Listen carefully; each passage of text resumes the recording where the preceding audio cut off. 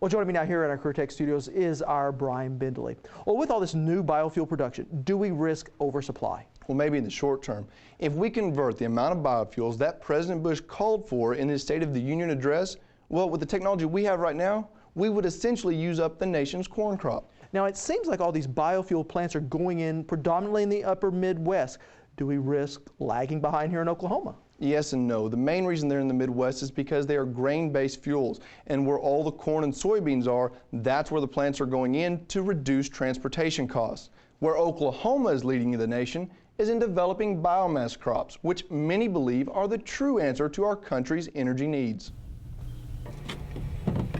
When searching for the future of biofuels, Oklahomans need look no further than their back 40. Literally, the answer is the native switchgrass, something the Noble Foundation in Ardmore has researched for several years. Director of the foundation, Michael Cawley. He said, long after the oil and gas is gone, we need this land.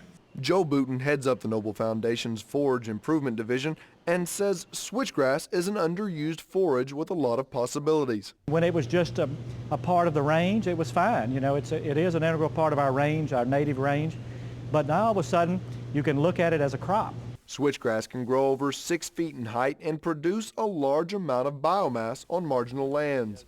But in order to capture this fuel source, it takes a different process than what is currently being used for biofuels made from grain. Typically what's happened in terms of ethanol production, say in the upper Midwest, they take the grain, this is corn, and convert that grain, the starch product within that corn, into a sugar, and then that sugar is fermented using yeast, leaving much of the plant to waste.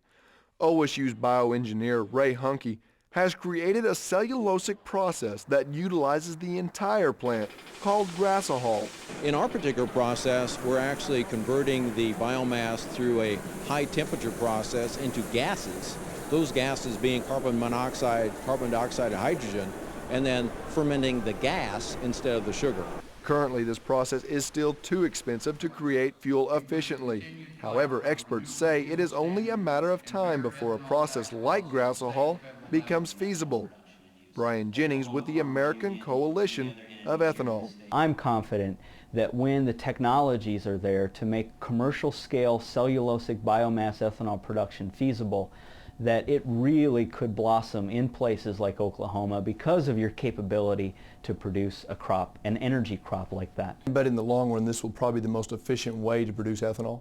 Not only will it be incredibly efficient to produce ethanol out of biomass in the future, once we work through some of these technical issues, it's also going to dramatically increase production. There's a limit on how much ethanol we'll be able to produce from corn and other grain.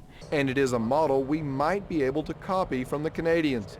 Ontario-based Iogen has a plant up and running. It's the size of a mid-sized brewery. We're bringing in straw and converting it into cellulosic ethanol by the tanker truckload. It's demonstration size, but it's way larger than pilot plant.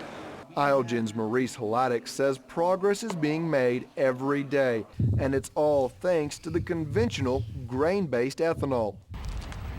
Look upon this industry as having huge growth potential. We're getting our costs down, and thanks to corn, which blazed the way, they're pretty well setting the market price, and we expect to be able to match that quite soon. A can-do attitude already being expressed in other parts of the nation as individuals set out to create their own forms of conversion in an effort to become energy independent. But it will ultimately take a successful commercial plan in the U.S. for this technology to take off.